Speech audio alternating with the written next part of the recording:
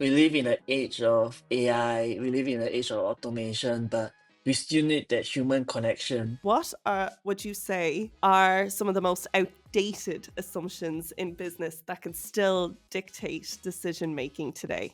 Definitely have to meet a profit over people. And I'm referring to all the layoffs that we're seeing, right? Like, and especially also after the pandemic. Like, I always laugh at when companies call their staff family members. Like, that's not true because you don't just tell a family member they don't have a job the next day. Shawn, thank you so much for joining us on this brand new season of the Forward podcast, Rethink.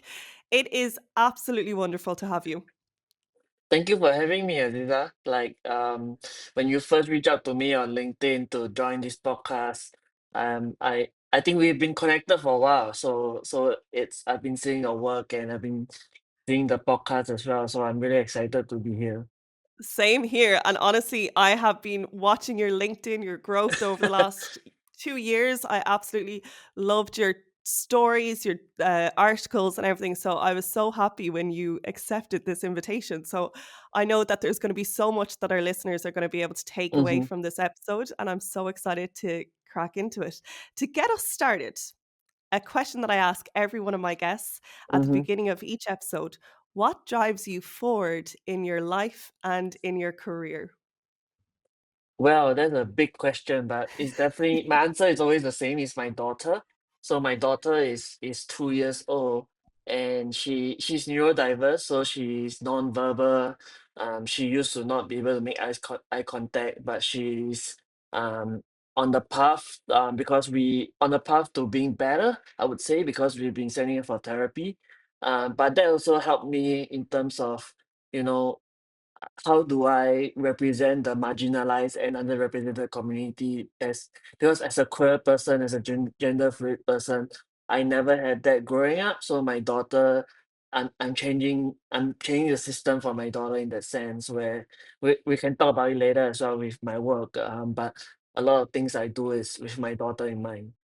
I guess this is one of the things that I wanted to talk about today for Mm-hmm. sure, is how incredibly inspiring you are as a person to watch your visibility um burst onto the scenes over the last few months, over the last few years. And I know that's been a journey that you've been going through for a lifetime.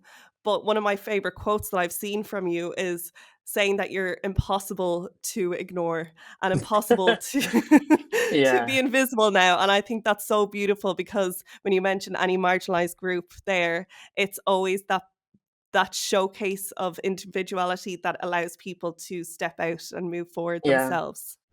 Yeah, definitely. Like I've been like my entire life has always been around, you know, being afraid of taking up space, Mm, and always being putting on a mask because I grew up where in especially in the Asian household where, you know, there was no emotional connection. Yeah, my physical needs were all met, but the emotional connection was lacking. And when I was bullied in school, like I remember the first time I was bullied in school was in when I was 10 years old. And what happened was my teacher was asking who didn't bring their homework. And up to that point, I was a nerd, right? I was a bookworm, I was a nerd, and and I would always obey authority. And stepping out of that was frightening for me. So when my teacher asked like who didn't bring their homework, and I stood up and I said I didn't bring, and she started scolding me, and I was so afraid that I started peeing my pants. And my neighbor, my immediate neighbor, um, started shouting. He didn't help by shouting like, "Oh, he's peeing in his pants," and that was the first like vulnerable moment that I ever felt with 40 eyes looking at me. And life was never the same after that because it was mm, always I was always reminded of the incident. I was bullied for it, and as I grew older, as I went into high school, or we call it secondary school in Singapore, um, I became the bully instead because I wanted to protect mm. myself, and also because I was starting to realize that I wasn't straight anymore. And as a Christian growing up, that was another frightening thing because I was being attracted to not just women but other genders as well. So that to me was not something that I could accept for myself. So it was a lot of bearing, putting on a mask. And when I became the bully, it was always being the alpha male, taking on toxic masculinity. Mhm. And 4 years in high school meant that I was always getting into trouble. I was beating people up. But my turning point came when I was arrested the first time for for planning to go for a fight. And as one of the mastermind, I got one of the harshest punishment, going to like a boys' home, and then serving probation after that. But I still didn't change. I still didn't learn, and I got arrested again for the second time. And this time I was tried as an adult, and in an being in a lockup with adults, right, and with repeated Mhm. or hardened criminals, it changed my life because I was like, is this what I wanted to be 5 years down the road? Is this where I want to hang out, in 5 years' time? And the answer to me was very clear that I wasn't going to do this. And once I got out of there, it was a lot of self-acceptance and self-love that I started Mm. on that journey of accepting myself for who I am, for loving myself for who I am. And that's been the case ever since. And when I met my wife, like about in 2017, 8 years ago, like she was the first person I told that I wasn't straight, and she was very accepting of me. And after we got married, and when we became parents, I wanted to help my daughter to live an authentic life. And I realized that because up to that point I wasn't out yet, so for me, if I wanted to show her how to lead an authentic life, I needed to do that myself. And I Mm. still had that mask that I on in terms of pretending to be a straight person. So I had to take that off, and that I started embracing my own sexual identity and now my gender identity as well. So yeah, Yeah. it's been a journey. It's been an incredible journey that needs to go into a book, honestly, and I hope that's something that's working on the other side, and I'm so sorry to hear about all of those points at the beginning because nobody ever deserves that to happen to them. Nobody should have that happen to them. I would like to just ask you then, in terms of, reflection and rethinking, where on that pathway, or what is like one major point where you've had to rethink things completely? Maybe it was in your career in general, maybe it was a mindset, or how you manage your time, or even as you said there, that moment where you're like, you know what, in order for my daughter to be able to live Mm. authentically, I need to do that. So could you talk us a little bit about that and what that moment was like for you? Yeah, I think there are multiple points in my career or in my life where I had to, reinvent myself or to find another path, right? And on my sexual and gender identity is one of them, but also throughout my career, like I've been laid off 3 times, and every time I had to find a way to come back to reinvent myself. And I think the first time I was in a job that I really love, for the first time because I left the advertising industry to join journalism. But the fairy tale didn't last for very long because the company got sold, and then our new owners decided we were not profitable, and then we were all let go. So ultimately, I had to continue finding to do what I love in another way, which was to take on a lot of like freelance work and continuing on to be able to be the journalist that I always wanted to be. And then I joined one of the big like media broadcasters in Singapore, and that was like my pinnacle, right? But um, because I never went for a degree, like I didn't took a degree, and I remember one when I wasn't given a lot of writing assignments because I could shoot videos and photos as well. And I went to my chief editor and I asked him like, can I start writing news? Can I start writing articles? And what he said to me really hurt me because he said like, because you don't have a degree, you cannot write. We won't allow you to write." And that was to me like the moment that I knew that I wasn't going to stay here. I was going to stay in the place. So I left. And then I found I technically I went back to the advertising industry from another lens, because I was I joined a publication where I was writing about the industry, and that was enjoyable, and I did that for more than 5 years. And then I joined a publication, which is my most recent one, Mm, and I was there for close to 2 years, and ultimately things didn't work out there, but um, I mm, I still learned a lot from the experience, and yeah.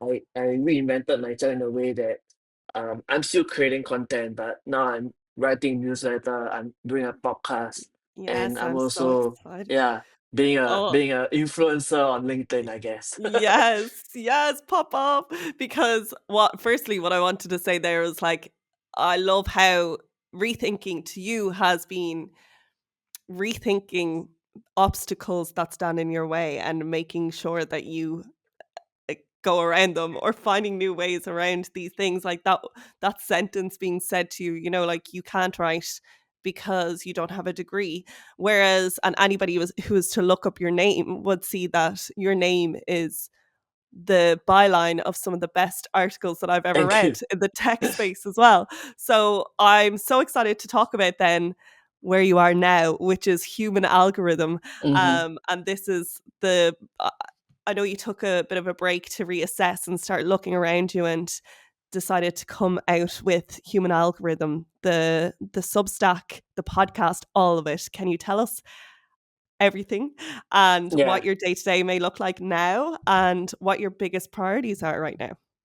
Yeah, I think I mentioned earlier that everything I do is for my daughter, right? So for me, Human Algorithm is a platform where I create stories of representation for her that will be a legacy that I can leave behind. Because as parents, when we talk about leaving things behind for our kids, it's always wealth, properties and all that. But for me, it's the platform where I can create representation for her, whether it's people who are queer, whether it's neurodiversity, whether it's mental health struggles, or just to spotlight that marginalized and underrepresented communities. And because I write for an audience of business leaders and marketers, those are the people that can create change, right? So for my subscribers, like now I've grown to about 300 plus subscribers on my newsletter in 5 months. And I think one of the things that I always done on the platform is to highlight these stories so that these change makers can create change, can create impact in our society. And my most recent story, on which I posted on LinkedIn as well, is I met this mother of five living in a rental home in Singapore where she's struggling to meet ends meet, and that she's working with this charity to raise funds for creating an environment where her 5 kids can thrive, right? So these kind of stories are heartbreaking for me, and it's something that the purpose of human algorithm is all about. Yeah. So and for me, human algorithms is in a business sense is to me a one person business or solopreneur, right? We talk about entrepreneur, but in recent years there's a rise of solopreneurs where we are the media platform, we are the personal brand of our own companies, where we can um impact change in different ways. And because I use Substack as a way to monetize my work, where people can support my work. I wanted to create digital products that are only exclusive to subscribers, which is why I launched my podcast in last month actually, the Human Algorithm podcast, where basically it's what I do on Human Algorithm, the newsletter, but in the video and podcast format like this. Mm, So yeah, it's been a journey, and one of the things that I've learned that is to your question about what my day looks like, right? I've learned that it's very weird to have so much time on my hand that I can, uh, plan around. So now I try to, because ultimately why I'm doing this is so that I can spend time with my daughter, because she's going to therapy 4 times a week now. mm, And when she comes back, we need to practice what she does at therapy. We want to read books to her and all that. So that running my own one person business has helped me to do that. Mm. But then it also means that I have to be strict about, how much and how often I work, because I can work till midnight and I feel nothing, but that's not healthy for me, I feel. So what Yes. I do is I do like 4-hour blocks throughout the day, whether it's in the morning or in the afternoon or at night, where I'm not just working, but I'm also listening to podcasts, I'm taking Mm. courses, I'm learning from other creators, I'm reading other newsletters. So that has helped me to, continue the inspiration to keep going. Because Mm. creator burnout is a real thing. So to prevent that, my my whole structure is not around just building stuff, but also being able to learn things and reading books as well, which is what I'm doing. Yeah, feeding the mind. It's interesting, isn't it? Because it all I know moving from a structured and very demanding workplace and the corporate 9 to 5 or the 9 till Mhm. 10, when you move out of that, you can oftentimes feel like you're cheating or you're like, what is going on? What am I doing with this time? And Yeah. like, am I going to get caught? Like, is this okay to do 4 hours or whatever? But it's like, you need that actually. Everybody needs that space for their mind to be able to, because you are such a creative person. And I think that's always been where you've gravitated towards storytelling, creating, building. And that needs to, you need the environment to help that Mhm. bloom and blossom. Um, so it's so beautiful that you're able to find that balance between learning, building, creating, and doing what ultimately drives you forward in life, which is spending that time with your daughter, which is Yeah. beautiful. Thank you. Yeah, I think because one of the things is like, we've been conditioned since young by Mm. society that, go to school, get good grades, get a career, and then retire. But there's more to life than that. And we need to find ways that we can be creative, we can be create a change in society or in the world. Because for me, I always done things with a purpose, but when after my daughter came, is now I'm doing things for purpose for someone, and that's a total mindset change that I had to take. Yeah. And on that subject, then, what when you're looking at where human algorithm sits in this space, the things that you're watching around you, what's a major shift in human or consumer behavior that you're starting to see businesses, or be it entrepreneurs or solo entrepreneurs, what are you finding them struggle to adapt to, or what's holding them Mm. back? Yeah, I think the name human algorithm says a lot, right? Because we live in an age of AI, we live in an age of automation, but we still need that human connection. And that's why I chose a name, because we that authenticity and vulnerability, it cannot be fake. Like, it's hard to fake it. Like, you can tell all the stories you want, but or you can try to sell all the products you want, but if you don't have a story behind it, you don't have storytelling behind it, then it's not gonna work. And I think with now the way the algorithm works as well on different platforms, it doesn't matter if you have 10 followers, you have 100 followers, or you have 100,000 followers. Anybody with a good content or storytelling angle can reach so many people. And that's why I feel like, for brands especially, or for businesses, you need to be able to connect with humans in a way that, um, you know, that when social media first started, it was, who has the most followers, who has the most likes, who has the most comments. But now it's about who has the most attention, right? And we are in the attention economy, like Netflix, it's all about attention. So you Mhm. need to capture attention within that 3 to 5 seconds, otherwise you'll be forgotten. So you need to um create a story so compelling and so hard hitting, in the sense that people are hooked to your content all the time. You know, as you Mm. mentioned back in the day on social media, yeah, you could have like 10,000 followers and we weren't really even looking at engagement. We were just looking at the numbers and they could have been any metrics and that was enough. But now people are really starting to put a magnifying glass on brands and Yeah. question them and hold them accountable for actually having the right values and the right principles and the right heart behind everything that they do. Yeah, exactly. Like I think we are all guilty of doom scrolling, right? You know, you're always scrolling. It's so easy to scroll now. And then and in an hour you have watched different skits, different dancers, different people singing songs.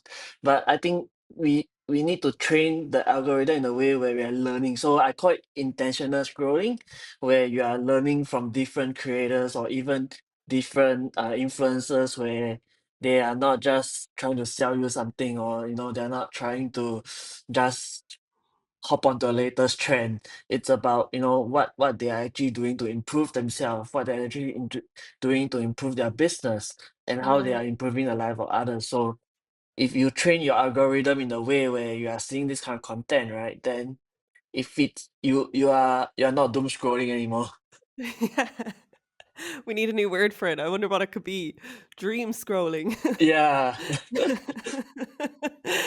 You were a part of the news cycle for a very, very, very long Mhm. time. You were on the pulse for so many big trends and things coming onto the forefront of the tech scene. Did you notice any reoccurring hype or narratives that really need to be rethought? People narrative. I think it's always about the next big shiny object, right? Like at first it was the metaverse, and then everyone wanted to get in on the metaverse.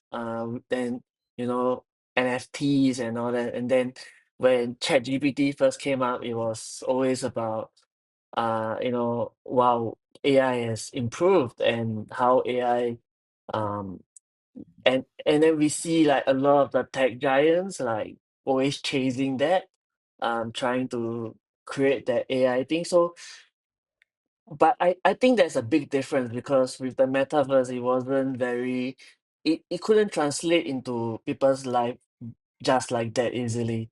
And with AI now, I think there's so much things that I've seen in terms of how AI can impact our lives and improve our productivity, and the generative part as well, where you can actually you know create like not just the visual or copy, right? But it also like a productivity tool. There Mm, are some AI systems that you can put in your documents, become a file arrangement like Notion, in that sense.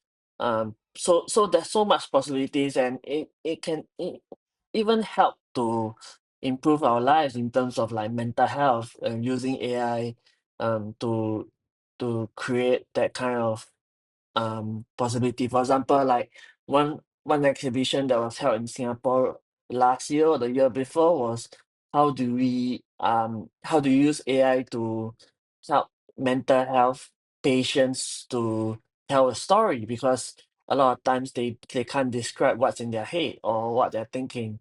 So the generative AI that they use, I forgot which platform was it, but they told this platform like what's in their head and what they're suffering from and their struggles. And then the AI came up with a picture, and the pictures, some most of them were depressing, but it mm, shows you that what these people are struggling with, and it became an exhibition of how AI can help people who are in need. Yeah. mm.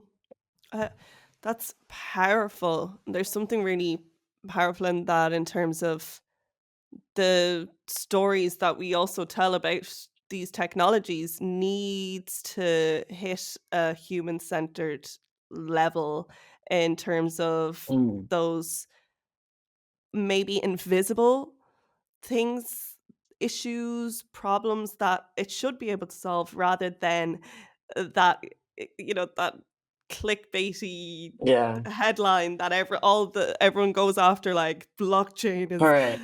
the year Correct. of blockchain. But what does that mean and how is that going to impact people's lives and what's that going to Yeah. do for me or my grandparents or what does it mean?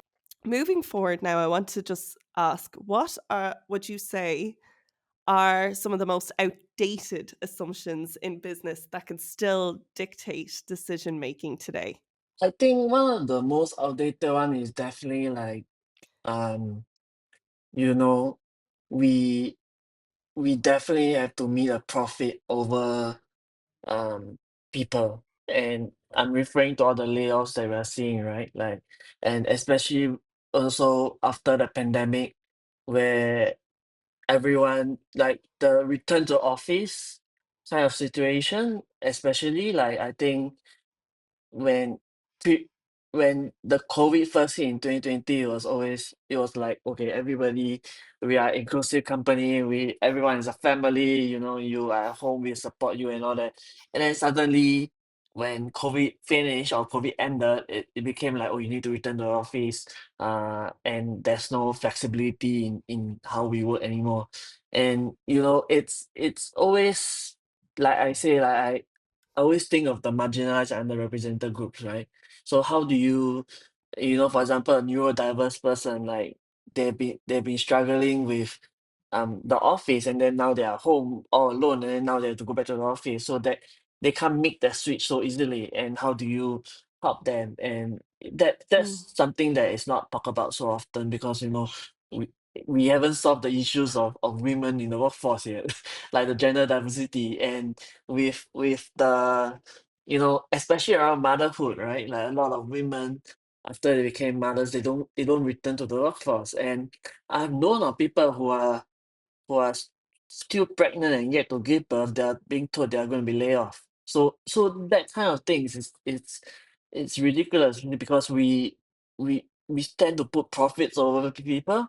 mm. And I'm not saying that every company is like this, but we like, I always laugh at the term like, oh, when companies call their staff family members. Like, that's not true, because you don't just tell a family member they don't have a job the next day, or in the next quarter, because you're not making enough money. Yeah. One of my colleagues always says that as well. It's like, the companies that say we're family, you wouldn't fire your brother, you Yeah. wouldn't fire your mother, Those are a you red flag wouldn't for me. Yeah, it's a red you flag wouldn't. that if they call you a family member. Looking ahead, what are some emerging trends that you're keeping a close eye on now for the future? Emerging trends. I think AI agents is one of them, because like I say, with AI, even though AI is not new, but it's grown to a point where it's changing people's lives, and it's also like improving our workloads.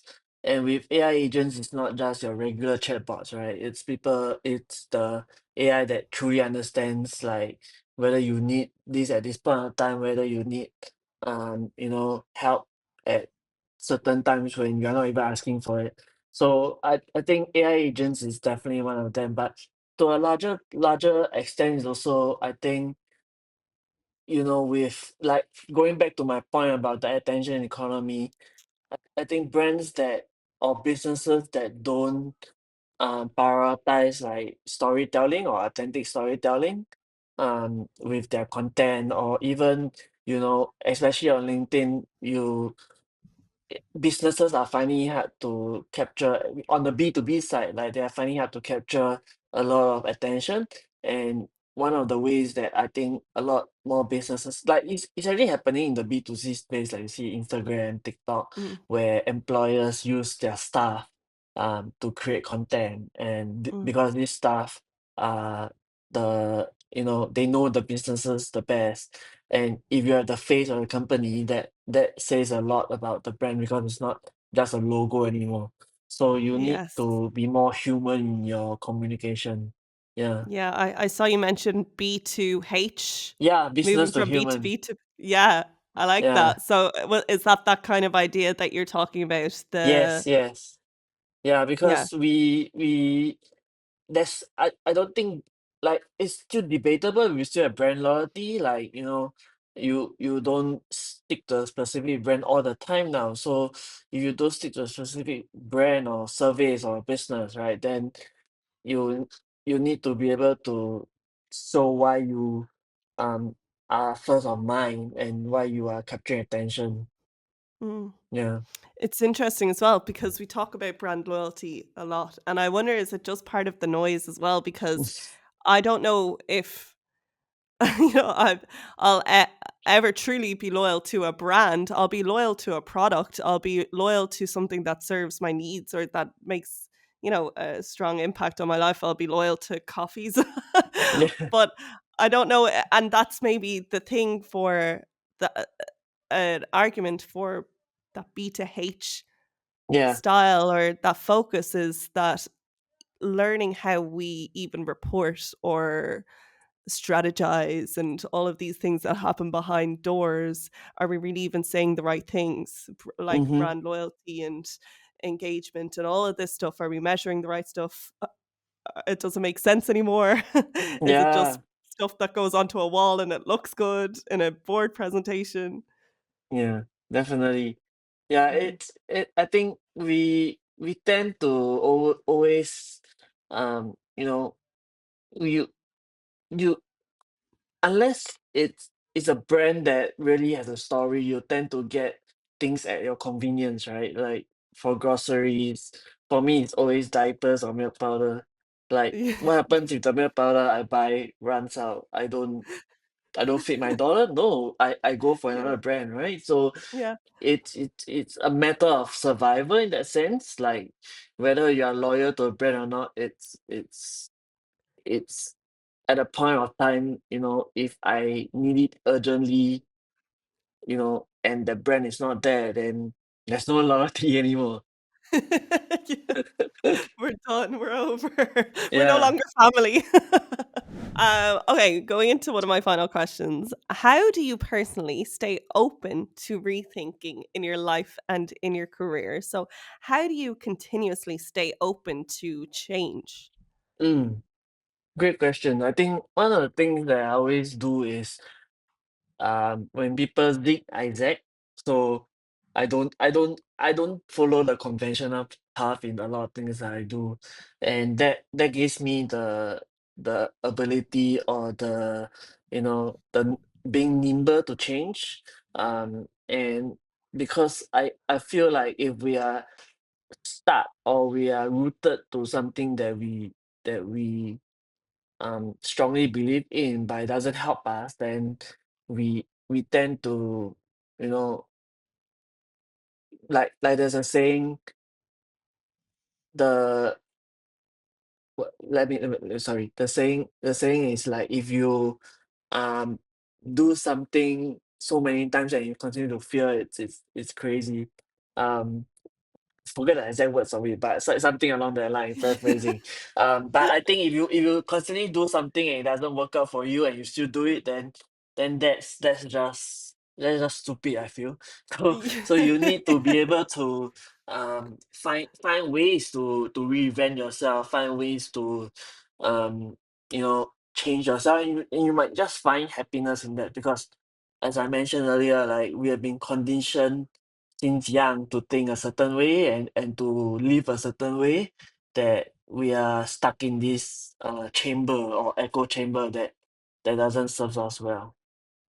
So true. And I absolutely love that quote. And I think I know, is it the insanity is doing the same thing Yes, again and that's again the and one. expecting Yeah, different it slipped my results? mind. Ah! Yes, yes. I That's love it. insanity. Like if you keep doing Yeah. it and it doesn't work out, then you need to pivot, change, reinvent yourself. And I feel like change is a constant for you, but it's not in a way that you fear it. I feel you thrive within change and you're almost seeking out change in your life so that you can keep challenging the norm and keep standing in a Mm. stream that's going one way and you're saying, no, let's go actually this way because we don't know what's down this path, but we have to try and see Yeah, what we I can do think. for other people. Yeah, definitely. I think as a creative person, if you go where the creativity leads you, right? You go where the innovation you feel it's right for you. So if you go the path of the masses, then you are constantly burned out, you are constantly stressed, you are not being able to think out of the box. So if you if you continue down that path, then there's no way when something drastic happens in your life, you are able to pivot quickly, you are able to change, you're able to reinvent yourself. Yeah. Yeah.